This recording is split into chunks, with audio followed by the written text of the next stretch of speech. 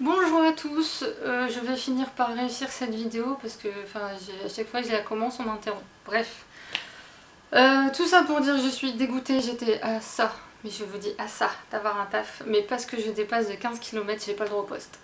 Je suis dégoûtée. Je sais même pas si c'était un remplacement ou un temps plein ou un contrat longue durée, je sais pas mais je suis dégoûtée, voilà. Ce qui me rassure c'est que ma référente au rectorat a dit je suis en train de vous chercher un poste.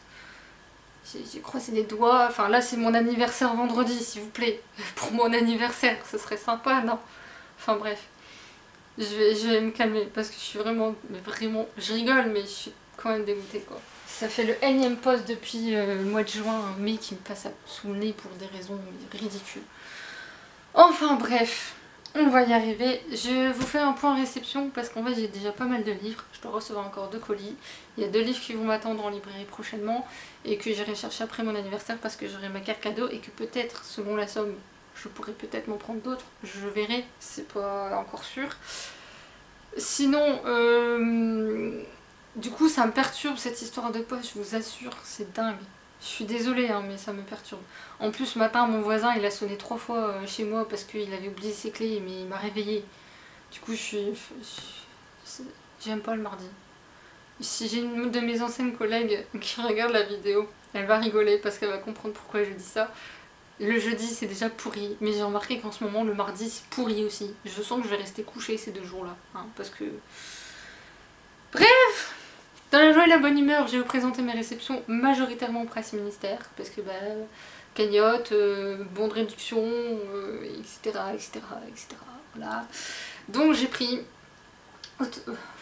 j'ai déjà oublié le titre, autobiographie, chez Hugo Roman de Christina Loren. Oui, Christina Loren. Je les prends qu'en occasion quand ils m'intéressent, parce que déjà que les livres m'intéressent, mais parce que en fait c'est très régulièrement. Je vais y arriver, je suis perturbée, désolée. C'est bourré de fautes, etc. Et moi j'aime pas ça. Par contre, si vraiment ça m'intéresse, c'est là où on voit si le livre est bon ou pas. Ensuite, le cirque des rêves de Erin Morgenstern chez Pocket. Ça fait genre des années que je dis que je vais l'acheter. Maintenant c'est chose faite. Ensuite, de Helen Hanf, j'espère que je prononce bien, c'est le livre de poche 84 Charing Cross Road. Voilà, il y a un côté littéraire, donc forcément ça pouvait que me plaire. Désolée, je le fais un peu à l'arrache, mais je suis vraiment, mais vraiment profondément dégoûtée. Mon portable est là-bas. Parce que si elle me rappelle, voilà, je saute dessus. Parce qu'elle est en train de me chercher un poste. Elle est super gentille en plus. Rainbow Rowell, attachement chez Milady, que j'ai pris en occasion aussi. J'ai décidé de tous les lire, hein, les Rainbow Rowell. Ouais, allez, fighting. Haruki Murakami, l'éléphant s'évapore, suivi du nain qui danse, parce qu'en fait, je voulais à tout prix cette édition-là qui n'existe qu'en neuf, pas en occasion, sinon c'est pas drôle. Parce qu'en fait, la nouvelle Le nain qui danse n'existe dans aucun autre livre. Donc voilà. Je verrai bien en sachant que l'éléphant s'évapore. Je crois que c'est celle-là qui a été adaptée au cinéma coréen, pour info. Ensuite, Faux frère, vrai secret de Olivier Gay. Alors comme vous le savez, j'étais censée lire L'épée des glaces, l'intégrale d'Olivier Gay, sauf que j'ai appris grâce à une booktubeuse et grâce à l'auteur surtout qui a commenté qu'il fallait lire La main de l'empereur avant, que je n'ai pas et qui existe en poche, heureusement. Mais par le tome 1 qui est en occasion, l'autre ne l'est pas. Je sais même pas s'il est sorti en occasion. Si le poche du tome 2 est sorti en neuf, pardon. Je vais y arriver. Oh les cœurs. Sinon, j'ai pris également Aux femmes de Hamdi Al-Ghazar chez Belleville Édition. C'est ce livre-là qui m'a fait craquer vraiment sur Presse Ministère. J'ai dit que je résisterais, mais non. Celui-là, je le voulais vraiment. C'est une ode à la femme, apparemment, donc moi qui suis un peu féministe sur les bords, un tout petit peu, juste ce qu'il faut. Enfin, je suis pas féministe, juste pour l'égalité homme-femme. C'est 2 choses différentes. Ensuite, j'ai pris ces 2 tomes-là sur les enfants des Lumières, qui parlent du personnage de Judith. Je ne sais plus de quoi ça parle, je sais juste que je les avais repérés. Je ne sais pas s'il y a du steampunk ou pas dedans, mais je pense qu'un peu. Je pense qu'il y a un... Je sais pas. Je sais pas du tout, je verrai. Il me semble qu'il manque peut-être un tome. Il y a peut-être un tome que je n'ai pas. Je vais vous dire ça. Parce que j'ai peur de dire une bêtise. Ils sont pas marqués dedans, bien sûr. Et en fait, c'est une correspondance, tiens. Je ne savais pas. Ah, d'accord. Je suis en train de comprendre. Donc, le tome 1, c'est celui-ci. Là, j'ai le tome...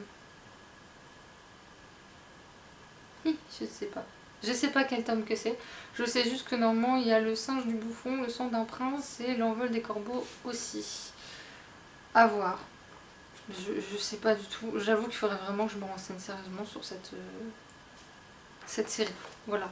Moi, c'est juste que j'aime bien. C'est une période d'histoire que j'aime beaucoup. J'ai pas trop hésité, surtout à 1 € le bouquin.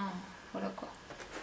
Et j'ai également pris, alors celui-là c'est le craquage à cause de Cédric Armen. Je ne vous recommanderai jamais assez ce booktubeur que j'aime beaucoup, qui me fait découvrir des livres que je ne lirai jamais et qui me donne envie après, parce que il sait très bien vendre les livres ce monsieur. Haïku, poème classique, poème japonais classique chez Guitré Daniel éditeur. Je ne connais même pas la maison d'édition, je sais juste que ce livre, voilà, rien que ça, ça parle déjà beaucoup. C'est en reliure chinoise et l'intérieur, bah c'est... Voilà, je vais réviser mon japonais, voilà. Genre ça fait 1 an que j'ai arrêté le japonais. Bah je suis coincée à cause de l'alphabet. Hein. Je cherche un moyen de retenir l'alphabet japonais, je n'arrive pas à le retenir. Par Su et N que j'ai bien retenu, le reste, No aussi, qui est assez simple à retenir. Les autres je n'y arrive pas, je les confonds. Si quelqu'un a des méthodes d'ailleurs pour apprendre l'alphabet japonais, dites-moi, parce que là j'ai tout testé je pense, sauf l'écrit. Il me reste l'écrit à tester. Enfin bref. Et je suis allée voir ma libraire parce que bah, ça faisait longtemps que je l'avais pas vue, genre 15 jours, mais ça faisait longtemps quand même. Genre l'excuse à 2 balles quoi. Bref, et à la base j'y allais parce qu'il y a un livre que je savais qu'elle l'aurait et je le voulais, mais genre mais... De toute façon elle m'attendait parce que quand elle l'a reçu elle a dit ça c'est pour elle. Ueno Park de Antoine Doll chez les éditions Actes Sud Junior. Je sais qu'avec Antoine Doll je vais m'en prendre un peu, pas pour mon grade, mais je vais forcément, voilà, physiquement et psychologiquement le livre on le ressent. C'est un truc, c'est assez dingue, c'est la première fois que ça m'arrive avec un auteur. J'ai envie de découvrir sa plume au travers du Japon, parce que moi le Japon c'est... Oh my god quoi. D'autant qu'en ce moment il y a plein de reportages sur le Japon qui passent. Là toute la semaine à partir de 17h35 il y a 2 reportages qui se suivent après. En fait il y a un reportage, après il y a une autre émission et après il y a un autre reportage. Le deuxième a l'air moins intéressant pour moi parce que j'ai déjà vu tellement de choses, lu tellement de choses sur le Japon qu'il y a des choses que j'ai déjà entendues. Mais le voyage au Japon de Gérard Depardieu me fait découvrir des choses que je ne voyais pas et sous un angle différent et très intéressant. Je vous le recommande, c'est très court en plus, ça dure je sais pas genre une demi-heure le reportage. Donc franchement prenez le temps, c'est vraiment intéressant. Mais là ça parle de la jeunesse japonaise et du fait que bah ils sont très, voilà, il y a un modèle, tu le respectes, tu rentres dans les cases, tu rentres dans la norme. En France on est un peu comme ça mais au Japon c'est pire. Et sauf que quand vous avez décidé de ne pas rentrer dans la norme, et ben voilà ce que ça peut donner. Ensuite j'ai pris une histoire des abeilles de Majalunde, j'espère que ça se dit comme ça, chez Pocket. Alors oui, il a déjà passé et repassé sur la blogosphère. Ma libraire l'avait adoré, j'avais hésité en grand format mais le prix franchement me refroidissait. Là au moins je l'ai en poche. Elle était assez étonnée que je l'achète, mais contrairement à ce que pourrait donner mon blog, je lis beaucoup plus de choses que ça. C'est parce que la majorité des livres dits contemporains ou classiques ou je sais pas, c'est pas ce que je lis en ce moment, je les lirai à un moment donné. Hein. Là je lis un grand classique de la littérature japonaise, j'avance pas des masses mais je le lis. Et il y en a un que j'étais pas censée acheter, j'avais dit que j'attendrais poche mais je l'ai vu et voilà quoi, je suis faible. Oga Waito. La papeterie Tsubaki, vous imaginez le Japon, une grande autrice japonaise, et avec on parle de papier, donc papier livre. Waouh, comment vous voulez faire autrement que me convaincre? Bref, j'ai pas résisté, je suis faible, voilà. Sur ce, je vais vous laisser. Je vous ai pas montré la maquette, tiens, avant, je vais vous montrer la maquette terminée de Imeji. Je vais y arriver avec cette vidéo, on est sur la fin, on va y arriver. Donc voilà, Imeji Castle, terminé, fini. Alors en fait il y a un truc qu'il faudrait que je refixe vraiment parce que là il est en train de se barrer. Mais bon, c'est pas... Voilà, je suis assez fière de moi pour cette maquette. Je trouve que je m'en suis pas mal sortie.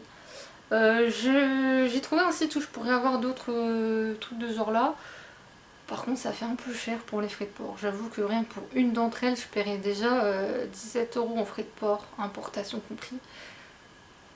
Voilà. Hein. Sauf s'il y a quelqu'un qui connaît un magasin en France ou quelque part qui en fait.